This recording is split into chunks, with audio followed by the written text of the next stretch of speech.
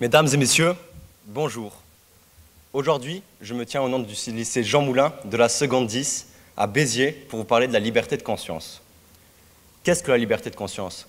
C'était une règle universelle qui englobe toute société qui se proclame libre et démocratique.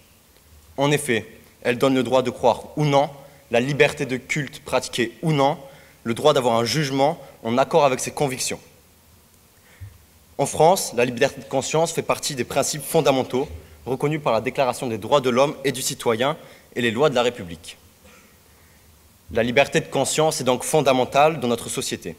C'est un droit essentiel et indispensable.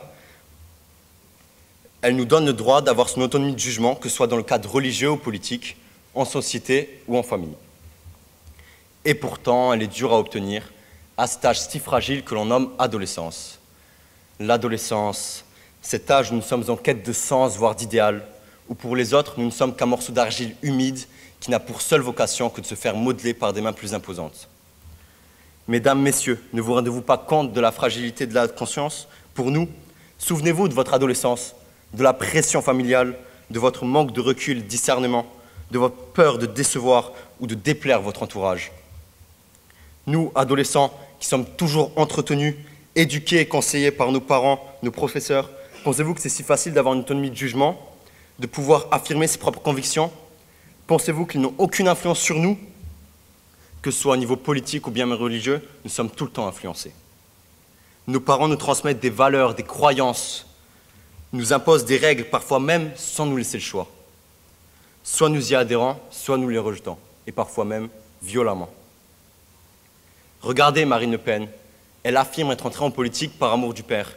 C'est pareil pour François Hollande. Il est entré en politique et a choisi les valeurs politiques et non religieuses de sa mère, catholique de gauche, contrairement à son père d'extrême droite. Nous, adolescents, qui sommes confrontés à l'omniprésence médiatique, de la télé à Internet, en passant par les affiches ou bulletins municipaux, sans oublier les réseaux sociaux qui sont au cœur de notre vie, ne sommes-nous pas des proies faciles? Regardez Daesh, cette organisation terroriste qui vante le djihad, et propose, via Facebook, de recruter des jeunes. Sans esprit critique, sans recul, il est facile de se faire endoctriner. La preuve, plus de 1000 jeunes Français ont rejoint les rangs de Daesh en Syrie. Voilà pourquoi l'école de la République est importante, gratuite, laïque et obligatoire depuis Jules Ferry. Elle est là pour nous aider à acquérir cette autonomie de pensée. Neutre, elle n'impose aucune religion et dispense une culture commune universelle fondée sur les valeurs républicaines qui nous forgent notre esprit critique. C'est ainsi que nous apprenons à être des citoyens responsables de nos actes. Pouvons-nous imaginer ne plus voter, avoir un vote restreint, des religions interdites, des communautés réprimées, des opposants et intellectuels enfermés? Et pourtant, c'est déjà arrivé. Souvenez-vous de l'Allemagne nazie ou de la France de Pétain, ou encore aujourd'hui, en Corée du Nord, en Arabie Saoudite ou en Turquie.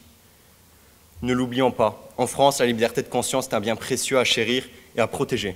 Ne nous laissons pas manipuler et cultivons notre esprit critique pour ne pas tomber dans des stéréotypes faciles, dangereux et pour le devenir de notre démocratie. Merci.